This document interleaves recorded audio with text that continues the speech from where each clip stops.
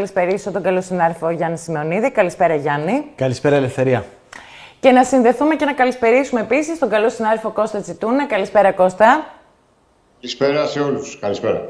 Λοιπόν, θέλω να ξεκινήσουμε λίγο, επειδή η αντιπαράθεση, η πολιτική, το είχα πει και σε προηγούμενη εκπομπή, εμένα με χαροποιεί που πάει σε θέματα τα οποία δεν είναι τελείως επιφανειακά. Έχει να κάνει με την καθημερινότητα και το πώς βιώνουν οι πολίτες τη ζωή τους, τέλος πάντων, σε αυτή τη χώρα. Οπότε έχει πάει και σε πιο οικονομικό επίπεδο και δεν είναι κακό αυτό. Κώστα, σήμερα, έτσι για να ξεκινήσουμε από της κυβέρνησης, ναι, είχαμε την ανακοίνωση αυτής της πλατφόρμας, το πόσο κάνει, η οποία πλατφόρμα επί της ουσίας μας δίνει τη δυνατότητα σε όλους μας να μπαίνουμε μέσα και να βλέπουμε πού μπορούμε να ψωνίσουμε ένα προϊόν πιο φθηνά σε πιο σούπερ μάρκετ. Το ζήτημα ποιο είναι, και εγώ έχω μια απορία σε αυτό. Αυτό πράγματι είναι ένα καλό εργαλείο. Από την άλλη, αποδεικνύεται και το τι συμβαίνει ακριβώς στην αγορά. Γιατί δεν γίνεται, για παράδειγμα, ένα προϊόν, το ίδιο προϊόν, να το βρίσκεις κάπου 3 ευρώ και την ίδια ώρα να κάνει, ας πούμε, 3,90 σε ένα άλλο κατάστημα. Εδώ μιλάμε ότι πράγματι υπάρχει θέμα στην αγορά, έτσι δεν είναι? Υπάρχει σοβαρό θέμα, ναι, αλλά δεν ξέρουμε αν το μέτρο αυτό μπορεί να πετύχει, υπό την έννοια ότι θυμίζω ότι στο παρελθόν έχει ξαναγίνει κάτι αντίστοιχο. Αν δεν με απατάει η μνήμη μου, γιατί έχω και μνήμη ελέφαντα, επί Άκη Τσοχατζόπουλου στο Υπουργείο Ανάπτυξης είχε πρωτοξεκινήσει κάτι τέτοιο.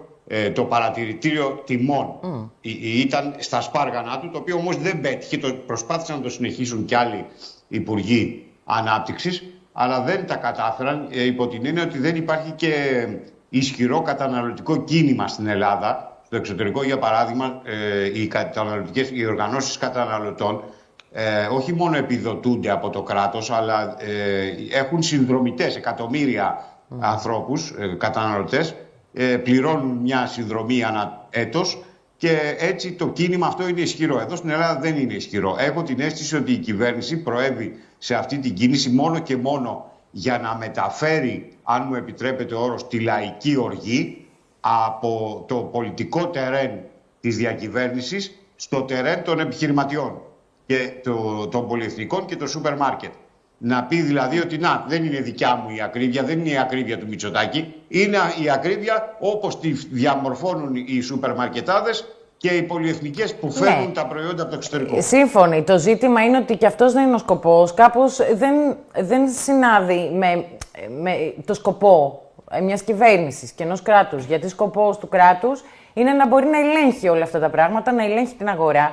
Και εδώ το ερώτημα είναι ότι τελικά δεν μπορεί να βάλει αυτό που ακούω, να βάλει πλαφόν στην αγορά. Δεν μπορεί να βάλει πλαφόν στην αγορά. Αυτό είναι εξωπραγματικό, γιατί θα δημιουργούν τεχνητές ελλείψεις οι έμποροι και οι χοντρέμποροι, κατά κύριο λόγο, όχι οι λιανέμποροι τόσο πολύ. Πάντως στο εξωτερικό, ναι, στο εξωτερικό, αντίστοιχες πλατφόρμες, Κώστα και Γιάννη, διάβαζα ότι έχουν και όλη την διαδικασία από την παραγωγή, τη μεταφορά κτλ. Και πώς καταλήγει σε αυτή την τιμή. Πολύ σωστό αυτό που λες. Εδώ στην Ελλάδα δεν υπάρχει κάτι τέτοιο. Εδώ στην Ελλάδα δεν ξέρουν καν στα υπουργεία αυτοί που αναλαμβάνουν ποιοι είναι μεσάζοντες, ποιοι είναι έμποροι και ποιοι είναι παραγωγοί. Δεν υπάρχουν μητρώα τέτοια και οι ίδιοι οι παραγωγοί αρνούνται να πούν ποιοι είναι μεσάζοντες. Ενώ τους ξέρουν, αρνούνται να τους κατονομάσουν. Αν πας εκεί και τους πεις, πες μου ρε παιδί μου, ποιος είναι ο μεσάζοντας, γιατί είναι δικοί τους άνθρωποι. Είναι άνθρωποι που ξεκίνησαν από παραγωγή και στη συνέχεια έγιναν μεσάζοντες. Εκεί είναι όλη η ιστορία, στο καπέλο που βγάζει ο ένας στον άλλο.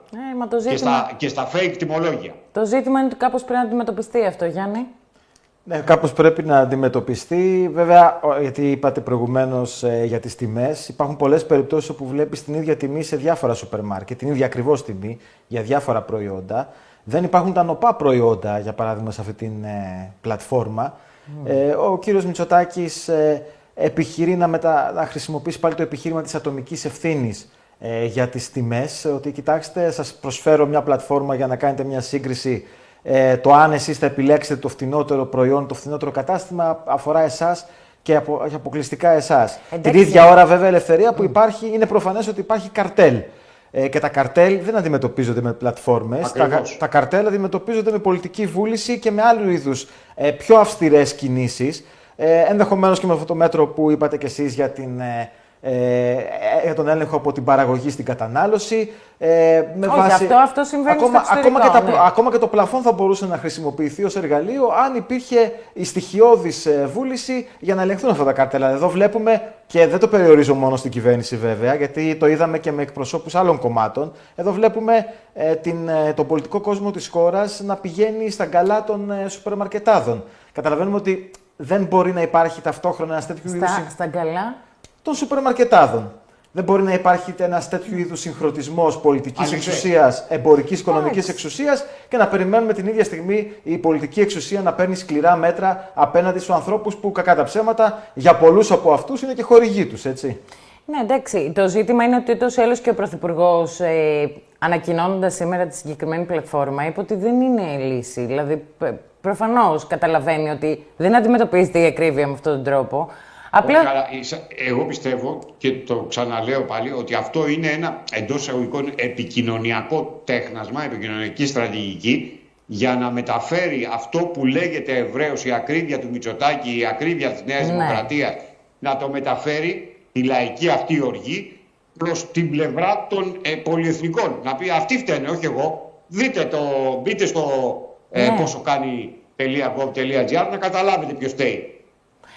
Αυτό κάνει. Αυτό είναι μια πολύ σωστή εξήγηση πάντως, γιατί η αλήθεια είναι ότι είχα προηγουμένως και μια συζήτηση με μια συνάδελφο και λέγαμε ότι πραγματικά με πιο σκεπτικό μπορεί να βγάζει κάτι τέτοιο και είναι μια πολύ σωστή εξήγηση, γιατί πράγματι δεν αντιμετωπίζεις ούτως ή άλλως στην ουσία το πρόβλημα. Και βέβαια, σε πολιτικό επίπεδο είναι φανερό ότι ο κύριος Μητσοτάκης επιχειρεί να δώσει κάποιο είδους απαντήσεις στο μεγαλύτερο πρόβλημα που έχει η κυβέρνησή του. Δηλαδή, σε όλες τις δημοσκοπήσεις εδώ και πάρα πολύ καιρό, το νούμερο ένα πρόβλημα των πολιτών είναι η ακρίβεια. Εντάξει, δεν δίνεις απάντηση. Δεν δίνεις απάντηση όμως. Ναι, εντάξει.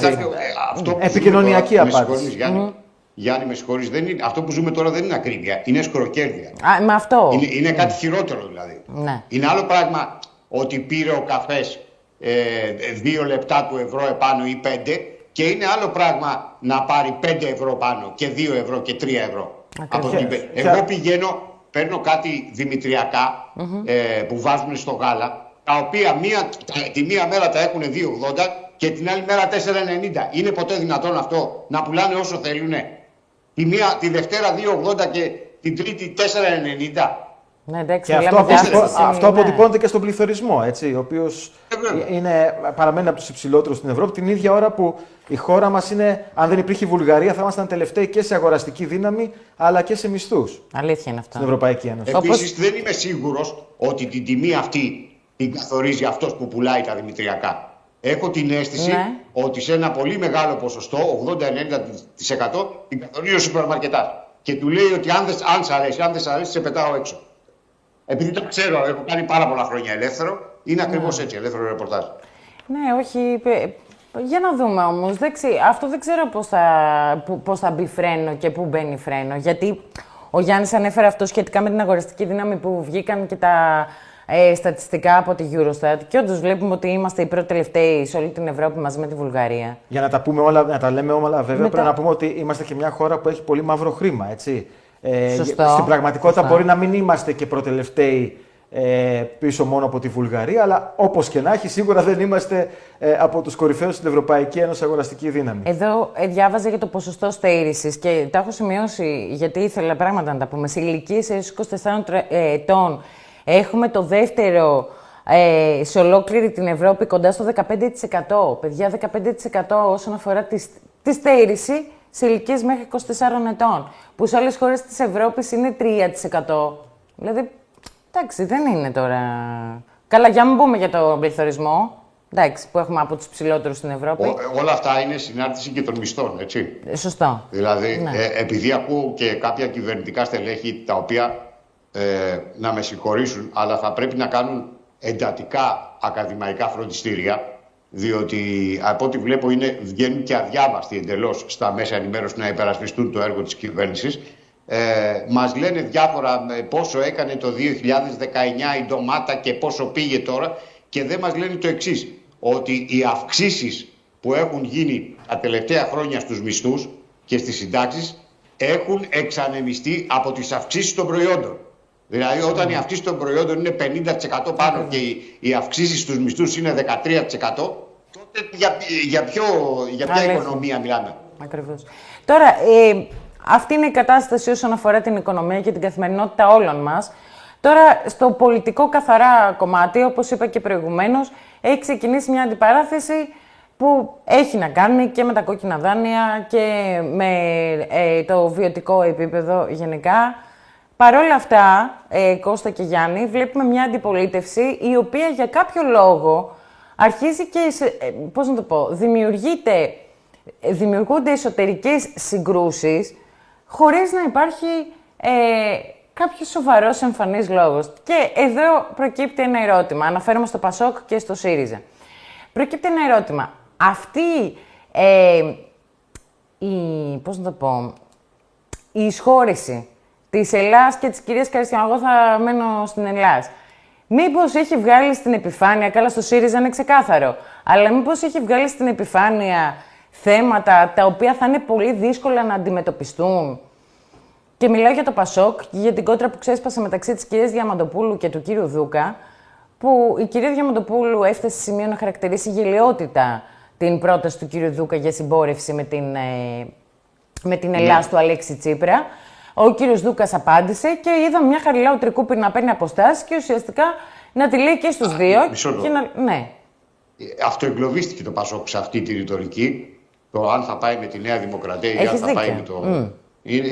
Φταίει 100% ο Νίκος Ανδρουλάκης γι' αυτό, που επέτρεψε από την πρώτη στιγμή να γίνει αυτή η συζήτηση.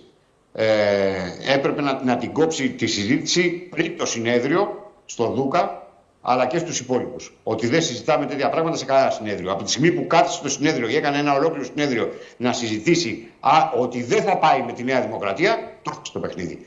Τώρα δεν έχει, είναι πρώτο γκρεμό και πίσω ρέμα. Είναι τρίτος, τέταρτος. Πρακτικά θα αναγκαστεί να αποφασίσει μετά την πρώτη Κυριακή το ΠΑΣΟΚ, όχι ο Ανδρουλάκης, δεν ξέρω αν θα είναι ο Ανδρουλάκης. Το ΠΑΣΟΚ θα αναγκαστεί να αποφασίσει αν θα πάει με τη Νέα Δημοκρατία ή αν θα πάει με τον Τσίπρα για να διασωθεί, να επιβιώσει πολιτικά. Εάν δεν μείνει στα γρανάτια της εξουσίας του ΠΑΣΟΚ, αυτή είναι η άποψή μου, δεν θα μπορέσει να επιβιώσει πολιτικά. Θα διασπαστεί αργά ή γρήγορα αμέσως μετά την πρώτη Κυριακή, αν έρθει τρίτος και ακόμα χειρότερα αν έρθει τέταρτος. Δεν ξέρω τι λέει ο Γιάννης, εγώ αυτή είναι η άποψή μου. Γιάννη. Ναι, εντάξει, το ΠΑΣΟΚ είναι προφανές ότι από τη στιγμή που, αν είναι μάλλον τρίτο-τέταρτο, γιατί εντάξει, ας μην το προοικονομήσουμε ότι το ΠΑΣΟΚ θα είναι τρίτο ή τέταρτο, είναι όλα ακόμα πολύ ανοιχτά και είναι ακόμα στο μήνα του μέλητος η Ελλάς, αλλά δείχνει αν μη τι άλλο μια δυναμική. Από εκεί και πέρα το ΠΑΣΟΚ είναι προφανές ότι θα διαφωνήσω με τον Κώστα με την έννοια ότι ο Νίκος Ανδρουλάκης δεν θα μπορούσε στο συνέδριο να βάλει το κεφάλι στην άμμο και να πει ότι δεν θα ασχοληθούμε με αυτό. Έκανε το αυτονόητο. Το συνέδριο έπρεπε να το κάνει αυτό. Γιατί ο Ανδρουλάκης το έχει ανοίξει το θέμα, ο Δούκας το έχει ανοίξει πριν από το συνέδριο αυτό το θέμα. Ναι, εντάξει, αλλά καταλαβαίνεις ότι ένα συνέδριο παίρνει και αποφάσεις στρατηγικής. Το θέμα είναι ότι κανείς δεν πιστεύει ότι το ΠΑΣΟΚ δεν θα συνεργαστεί είτε με ένα μέρος του ΠΑΣΟΚ.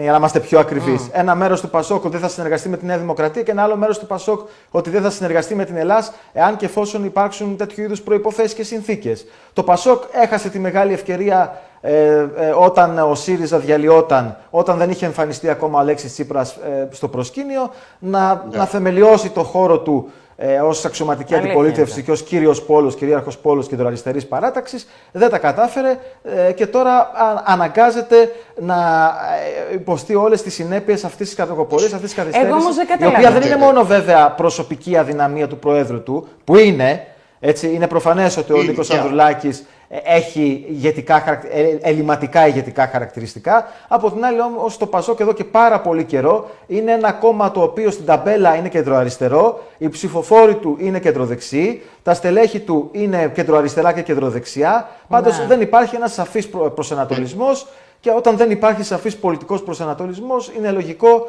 να σε περνάει ακόμα και η Μαρία Χαριστιανού. Ναι, Κώστα. Θα συμπληρώσω κάτι ακόμα πιο απλό, μπακαλίστικο θα έλεγα. Το ΠΑΣΟΚ εδώ και πάρα πολλά χρόνια δεν έχει ούτε γραμμιτζή, όπως λέμε το ρεπορτάζ, ούτε συγκεντρωσιάρχες. Δηλαδή αυτή τη στιγμή δεν έχει κάποιον άνθρωπο να δίνει γραμμή. Βλέπετε τα στελέχη του Πασόκ, ακόμα και οι φίλοι Νίκου Ανδρουλάκη, βγαίνουν και έχουν διαφορετική γραμμή ο καθένας. Γιατί δεν συνεδριάζουν τα όργανα και δεν ξέρει κανείς ποια είναι η γραμμή για συγκεκριμένα θέματα. Αυτό και δεν φταίει. Ναι, αυτό φταίει όμως. Ή απλά όντως υπάρχουν 2 και 3 γραμμές μες στο κόμμα, ούτως ή άλλως. Όχι, δεν υπάρχει κεντρική γραμμή για τίποτα. Πρέπει να ρωτήσουν τον ίδιο τον Ανδρουλάκη, ο οποίος είναι ένας άνθρωπος ο οποίος δεν προσεγγίζεται έτσι εύκολα. Δεν είναι δηλαδή ότι τον βλέπεις κάθε μέρα τον Ανδρουλάκη και μπορείς να του μιλάς στο τηλέφωνο και να τον ρωτάς. Ρωτήστε, ας πούμε, τους παλιούς πολιτικούς συντάκτες, όταν ήταν γραμματέας του Πασόκ, πόσες φορές τον είχαν δει ο καθένας. Λοιπόν, το ένα είναι αυτό. Και το δεύτερο είναι ότι δεν έχει συγκεντρωσιάρχες. Προσθέσεις, το στείλαν τον άνθρωπο στο Εγάλεο να μιλήσει προεκλογικά, γιατί η προεκλογική περίοδος έχει μπει. Και ήταν 3 και ο Κούκος. Ναι, είναι αυτό δυνατόν μου το ανέφεραν κι άλλοι. Της ναι, αξιωματικής αντιπολίτευσης να μην του στείνεις. Με συγχωρείτε, με την καλή έννοια εννοώ του στείνεις. Μια μεγάλη συγκέντρωση σε μια λαϊκή συνοικία όπως το Εγάλεο και να τον έχεις να μιλάει. Βέβαια, αυτό Κώστα έχει να κάνει και με το γεγονός ότι έχει πολύ μεγάλο πρόβλημα το Πασόκ στο Λεκανοπέδιο και στη Θεσσαλονίκη. Στις μεγάλες πόλεις. Για να πούμε και ένα θετικό για το Πασόκ στην περιφέρεια. Είναι σε αρκετές περιπτώσεις, σε πολλές περιπτώσεις μας, σε πολλούς νομούς, είναι δεύτερο κόμμα. Εκεί είναι βασικά η δύναμη του Πασόκ αυτή τη στιγμή, αυτή που έχει παραμείνει ως δύναμη. Αλλά φυσικά το εκλογικό αποτέλεσμα δεν θα κριθεί από τα Κρεβενά ή από τα Γιάννενα, θα κριθεί από το Λεκανοπέδιο κατά βάση. Γιάννη, συμφωνώ. Αλλά μην ξεχνάμε και κάτι άλλο που ορισμένοι από εμάς το ξεχνάμε. Πρώτα απ' όλα το Πασόκ βρέθηκε από σπόντα στην αξιωματική αντιπολίτευση. Να μην κοροϊδεύουμε τον κόσμο. Αν δεν ήταν το μπουζουξίδικο, δεν θα ήταν ποτέ, ή μέχρι τώρα τουλάχιστον, αξιωματική αντιπολίτευση του Πασόκ. Βρέθηκε κατά λάθος το Πασόκ. Δεν βρέθηκε επειδή είχε κάποια ηγετικά χαρίσματα ο Νίκος Ανδρουλάκης και τα στελέχη του. Νίκος Ανδρουλάκης and friends λέγονται τα στελέχη του. Ότι είχαν κάποια ηγετικά χαρακτηριστικά και κατάφεραν να συγκεντρώσουν τον κόσμο της κέντρο-αριστεράς. Εγώ αυτό πιστεύω. Το δεύτερο είναι ότι τις τελευταίες ώρες κυκλοφορεί μια τεράστια φήμη ότι θα έχουμε κόκκινη κάρτα στο Δούκα. Πολύ σύντομα, γιατί αναμένει το Δούκας να πάει κάπου σε μια παρουσίαση με τον Τσίπρα τις επόμενες μέρες. Και ίσως αυτό να είναι και μια ευκαιρία που ψάχνει και ο ίδιος ο Χάρης Δούκας για μια ηρωική έξοδο, διότι από το περιβάλλον της Χαριλάου Τρικούπη διαρρέουν τεχνιέντος και off the record ότι ο Δούκας έχει ντυλάρει ήδη με τον Τσίπρα για το επικρατείας. Καλά. Εγώ τώρα θα σχολιάσω. Τώρα μπορούμε να σχολιάσουμε όμως πάνω και σε αυτό, έτσι. Λοιπόν, θέλετε, καταρχάς, για μένα, εγώ το είχα πει πάρα πολλές φορές σε αυτή την εκπομπή, ότι ο κύριος Ανδρουλάκης ίσως έπρεπε να έχει βγάλει την κόκκινη κάρτα στον κύριο Δούκα πολύ πιο πριν. Σωστό. Ναι, και άρχισε πάρα πολύ. Να πω, εντάξει, δεν ξέρω. Μισό λεπτό, όχι, μισό λεπτό. Μπορεί να έπρεπε να την είχε βγάλει πολύ πιο πριν, γιατί δημιούργησε ένα ολόκληρο κλίμα που δεν βοηθούσε το Πασόκ και πριν το συνέδριο. Δημιούργησε ένα κλίμα πολύ αρνητικό και ισοστρέφειες για το Πασόκ, το οποίο φέρεται ότι θέλει να το συνεχίσει και να το κάνει για τους δικούς του λόγους. Τώρα δεν έχει κάνει deal με τον κύριο Τσίπρα, γιατί και σε αυτή την εκπομπή είχαμε δώσει ρεπορτάζ για συναντήσεις που είχε κάνει με τον κύριο Τσίπρα και τι πρότεινε ο κύριος Δούκας στον κύριο Τσίπρα, και ο κύριος Τσίπρας γελούσε, γιατί είχε αυτοπροταθεί, μάλιστα και στον κύριο Τσίπρα, να ηγηθεί. Ναι. Λοιπόν, τώρα, αν ο κύριος Τσίπρας, τώρα πάω στην άλλη πλευρά, βάλει τον κύριο Δούκα και όντως ισχύει αυτή η πληροφορία που έχει Κώστα για το επικρατείας, δεν ξέρω αν θα τον βοηθήσει. Άκουσε με. Μέχρι πριν από λίγες μέρες, ο Δούκας, τέλος πάντων, υπήρχε η πληροφορία ότι ο Τσίπρας του υποσχέθηκε ότι το 28 στην τοπική αυτοδιοίκηση δεν χρειάζεται να σε στηρίξει κανένας, θα σε στηρίξω εγώ. Ούτε το Πασόκ ούτε τίποτα. Θα σε στηρίξω 100-0 εγώ. Στις εκλογές του 28 της τοπικής αυτοδιοίκησης. Και τώρα προκύπτει αυτό που σας λέω. Ότι έχει ντυλάρει. Δεν ξέρω, δεν τα λέω εγώ αυτά. Τα διαρρέου, σας είπα, από τη Χαριλάου Τρικούπη. Ότι έχει ντυλάρει για το επικρατείας. Εντάξει, εγώ δεν ξέρω αν ισχύει κάτι τέτοιο. Ο κύριος Δούκας είναι δήμαρχος Αθηναίων. Και καλά, φαντάζομαι... όπως φαίνεται δεν τον ενδιαφέρει και τόσο Δήμος του όμως, γιατί τόσο καιρό... Εντάξει, αλλά τον ενδιαφέρει, είναι δήμαρχος Αθηναίων. Και όσο και να είναι ο βουλευτής επικρατείας μια περίζηλη θέση, δεν σημαίνει ότι είναι ανώτερη από του Δημάρχου Αθηναίων. Επομένως, εγώ θεωρώ πολύ δύσκολο ο κύριος Δούκας αυτή τη στιγμή, και με βάση αυτό που μπορεί να γνωρίζω εγώ, να αφήσει το Δήμο Αθηναίων για να γίνει επικεφαλής ψηφοδελτίου επικρατείας ενός κόμματος που δεν είναι μάλιστα το Πασόκ και είναι το κόμμα της Ελλάς. Εγώ κρατάω μικρό καλάθι ως προς αυτό. Με τους ψηφοφόρους του ΣΥΡΙΖΑ δεν βγήκε δήμαρχος. Έτσι. Ναι, εντάξει, δεν αποκλείεται να ξαναδιεκδικήσει την Δημαρχία της Αθήνας έχοντας ένα ευρύ προοδευτικό μέτωπο πάλι να το στηρίζει. Αλλά εγώ δεν μπορώ να το διαψεύσω αυτό που λες, Κώστα, αλλά δεν μπορώ και να το επιβεβαιώσω. Η εικόνα που έχω εγώ είναι ότι. Εγώ μπορώ να το διαψεύσω. Η διαρροή σου λέει από τη Χαριλάου Τρικούπη. Εντάξει, τώρα η Χαριλάου Τρικούπη, προφανώς μπορεί να λέει και ότι ο Χάρης Δούκας είναι ο ίδιος ο διάβολος. Αλλά εγώ η εικόνα που έχω για τον κύριο Δούκα έχει μια στρατηγική. Ακριβώς αυτή, να ενώσει το προοδευτικό χώρο σε μια διεκδίκηση εκ νέου της Δημαρχίας της Αθήνας το 2028. Προφανώς στον προοδευτικό χώρο ανήκει και ο Αλέξης Τσίπρας. Γιάννη, επειδή έχεις πολύ καλό ρεπορτάζ και το ψάχνεις πάντα, δεν σου κάνει εντύπωση γιατί έφυγε ο πρωτόπαπας από το επιτελείο του Δούκα και πήγε στο Πασόκ? Κοιτάξτε, ότι υπάρχει. Πήγε στο Πασόκ υπεύθυνος εκλογικού αγώνα στην Αττική ο πρωτόπαπας, που ήταν ο άνθρωπος που έφτιαξε το Δούκα. Δηλαδή τον έφτιαξε επικοινωνιακά, με τις επαφές του με τα μίντια. Ναι, από την άλλη, βέβαια, μπορώ να σου πω ότι και τα αδέρφια Παπανδρέου είναι πολύ κοντά στον κύριο Δούκα. Δεν σημαίνει ότι τα αδέρφια Παπανδρέου θα πάνε στην Ελλάδα του Αλέξη Τσίπρα. Έτσι. Το ότι υπάρχει ανοιχτός διάβλος επικοινωνίας Τσίπρα, Δούκα, αδερφών Παπανδρέου. Όχι, προφανώς υπάρχει. Έτσι. Υπάρχει. Ναι. Το ότι αυτός ο διάβλος επικοινωνίας σημαίνει ότι ο κύριος Δούκας θα γίνει υποψήφιος επικρατείας ή θα μετακομίσουν τα αδέρφια Παπανδρέου στην Ελλάδα. Είναι ένα. Πάντως, να σε ρωτήσω κάτι. Ας κρατήσουμε σε αυτό. Γιάννη, μισό λεπτό. Ναι. Εγώ το ακούω αυτό που λες και ναι, μπορεί να έχει και λογική ότι ο άλλος σιγά να αφήσει τη Δημαρχία για να πάει απλά στο επικρατείας. Από την άλλη, αυτή η συνάντηση που είχε γίνει που κανένας δεν την έχει διαψεύσει από καμία πλευρά, που αυτοπροτάθηκε να γίνει επικεφαλής του όποιου εγχειρήματος. Άλλο αυτό. Πώς άλλο αυτό? Άλλο αυτό. Είναι το ίδιο να είσαι επικεφαλής ενός εγχειρήματος και το ίδιο να είσαι υποψήφιος της επικρατείας έστω στην πρώτη γιατί θέση. άμα έχει βλέψεις μετά να παίρνει την Προεδρία, γιατί ο κύριος Δούκας έχει δείξει ότι έχει γενικά πολλές φιλοδοξίες. Ναι, αλλά είπα προηγουμένως ότι υπάρχει διάβλος επικοινωνίας. Δεν το αμφισβητώ. Το ξέρω πολύ καλά ότι υπάρχει διάβλος επικοινωνίας. Ξεκάθαρα. Υπάρχει ξεκάθαρα. Ότι εμένα μου έκανε τρομερή εντύπωση που έφυγε ο πρωτόπαπας και πήγε στο άλλο στρατόπεδο. Στο στρατόπεδο του Ανδρουλάκη. Θα τον άφηνε ο πρωτόπαπας αν έβλεπε ότι υπάρχει μέλλον στο Πασόκ? Εγώ σε όλο αυτό, Κώστα και Ελευθερία, κρατάω και αυτό που είπε ο Αλέξης Τσίπρας την προηγούμενη εβδομάδα στον οικονομικό ταχυδρόμο για τις δεύτερες εκλογές. Είπε ο κ. Τσίπρας ότι οι δεύτερες εκλογές θα είναι αλλιώς. Και φυσικά σε αυτό το πλαίσιο του αλλιώς, προφανώς συμπεριλαμβάνω και το Πασόκ του Χάρη Δούκα ή το Πασόκ με το Χάρη Δούκα ή το Χάρη Δούκα εκτός Πασόκ. Πάντως, στο μεσοδιάστημα ανάμεσα στις πρώτες και στις δεύτερες εκλογές, εκεί είναι που πραγματικά θα δούμε την τράπουλα να ανοίγει και εκεί θα δούμε τα περισσότερα. Και όχι στα ψηφοδέλτια που θα συγκροτηθούν πριν τις εκλογές.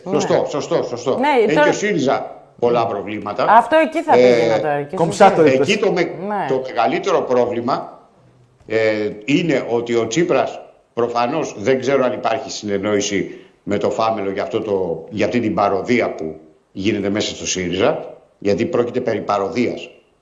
Και αναφέρομαι κυρίως στη στάση του Σωκράτη Φάμελου. Γιατί οι υπόλοιποι, η Δούρου, ο Παπάς και ο Πολάκης, όσο και αν διαφωνείς μαζί τους, πολιτικά εννοώ, οφείλουμε να παραδεχτούμε ότι οι άνθρωποι παραμένουν σταθεροί στην ενωτική πορεία και στην αυτόνομη πορεία του ΣΥΡΙΖΑ. Ναι.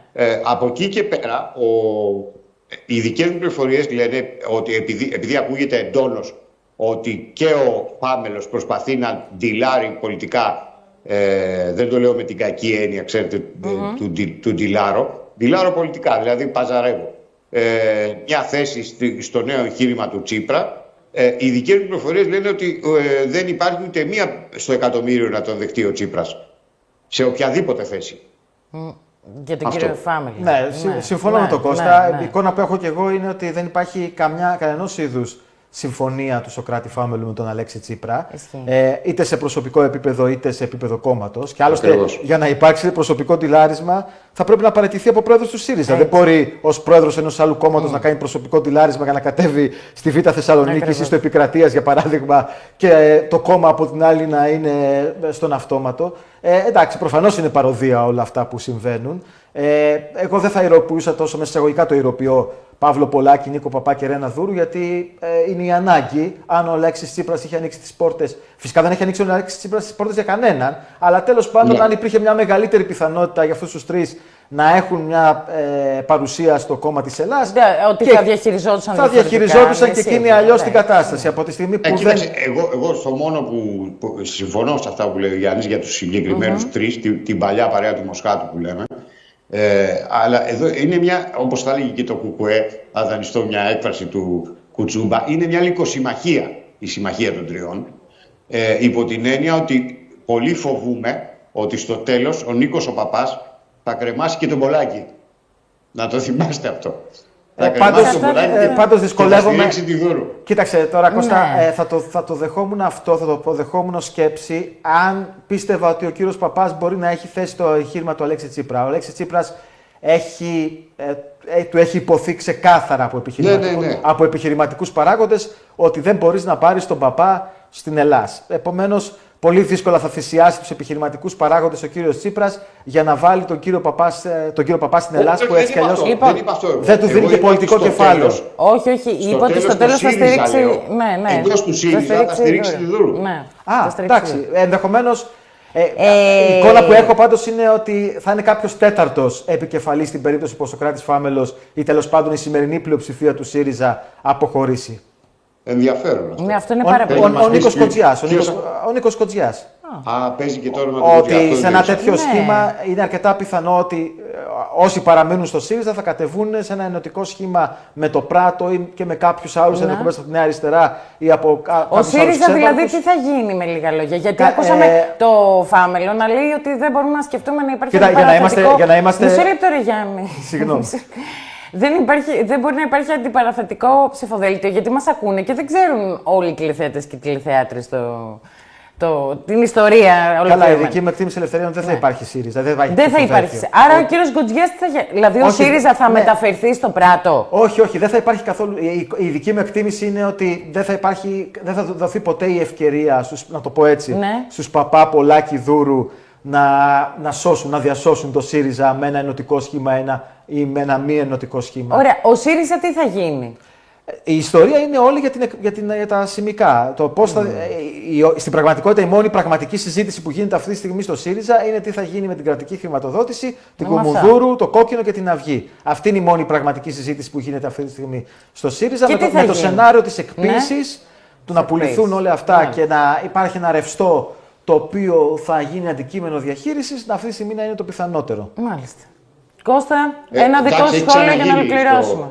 Στο παρελθόν με το κτίριο της Κουμουνδούρου έχει ξαναγίνει και με τα δάνεια που είχαν πάρει για να περάσει στα χέρια του κόμματος αυτό. Είχαν διαγραφεί πολλά εκατομμύρια τότε και κοιτάνε να κάνουν μια τέτοια ρύθμιση, να δούνε πώς θα ρυθμίσουν τα χρέη, να μην τους θα πάρουν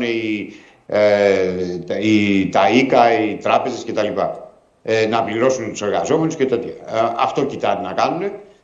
Αυτό είναι τώρα και το τρίτο θέμα μεγάλο είναι, εντάξει, το άλλο που λένε η κυβέρνηση τιμένων, εγώ δεν το πιστεύω, γιατί θα πρέπει να είναι κατακρεουργημένη η Νέα Δημοκρατία για να γίνει κυβέρνηση τιμένων. Και δηλαδή να έχουν οι υπόλοιποι πάνω από 15. Βέβαια. Υπάρχει όμως και ένα άλλο μεγάλο ζήτημα, το οποίο δεν έχει περάσει, έχει περάσει στα ψηλά. Είναι αυτή η σύνοδος κορυφής που γίνεται σήμερα και αύριο. Και όλο το καλοκαίρι ο μαραθώνιος που θα κάνει ο Μητσοτάκης για να μαζέψει χρήμα για τη ΔΕΘ. Γιατί έχει μόνο 1 δις στα ταμεία τώρα για παροχές και χρειάζεται άλλο 1 τουλάχιστον για να μπορέσει να δώσει, ας πούμε, δεν είπα να γίνει Άι Βασίλης, να έχει να δώσει για να μπορεί να κάνει εκλογές το φθινόπωρο. Αν δεν βρει από την Ευρωπαϊκή, από την Κομισιόν πράσινο φως για παροχές, δεν βλέπω να κάνει εκλογές το φθινόπωρο όπως λένε ορισμένοι. Γιατί δεν έχει καμία ουσία να εξαγγείλει χωρίς παροχές εκλογές. Πρακτικά μιλάω τώρα, μπορεί να είναι θα έλεγα και κάτι άλλο, Κώστα. Ακόμα και αν βρει τα λεφτά, θα πρέπει όποιες παροχές και αν κάνει στη ΔΕΘ να μετουσιωθούν, να βρεθούν στην τσέπη των πολιτών. Ναι, αμέσως. Οπότε, όχι, λέω ότι για να τρέξει αυτό θα πρέπει να μπουν στις τσέπες των πολιτών. Υπάρχει και το σενάριο του προϋπολογισμού. Δηλαδή, εκεί να δοθεί ένα μεγάλο πακέτο, μια 13η σύνταξη, μια 14η μισθός, 13ος μισθός, 14ος και εκεί να πάει σε εκλογές τον Ιανουάριο. Υπάρχει και αυτό το σενάριο αυτή τη στιγμή. Ορθόν. Ναι, και είναι λογικό. Λοιπόν, μακάρι να είχαμε κι άλλο χρόνο. Ούτως ή άλλως, παιδιά, έχουμε τόσα πολλά να πούμε και τον επόμενο καιρό. Αναμένουμε εδώ πέρα και το τρίτο κόμμα του κύριου Σαμαρά, που εκεί θα παιχτούν επίσης πολλά. Εκεί θα έχουμε κλάματα, αλλά δεν θα δούμε. Ναι, θα έχει ενδιαφέρον. Κώστα, θα σε ευχαριστήσω πάρα πολύ για τη συζήτησή μας απόψε. Και εγώ σας ευχαριστώ και να είσαι καλά. Καλό βράδυ. Γιάννη, μένεις μαζί μας. Όπως θέλεις. Εκτός αν θες να φύγεις. Έχουμε πολύ διαβήματα. Είναι πολύ ωραία η παρέα. Τραμπ. Έχουμε παγκόσμια οικονομία με βάση αυτό και τι προεκτάσεις έχει η συμφωνία αυτή, μάλλον τα σημεία αυτής του μνημονίου που έχουν και οικονομικό ενδιαφέρον. Οπότε θα τα συζητήσουμε όλα αυτά, κυρίες και κύριοι. Μένετε εδώ και επιστρέφουμε.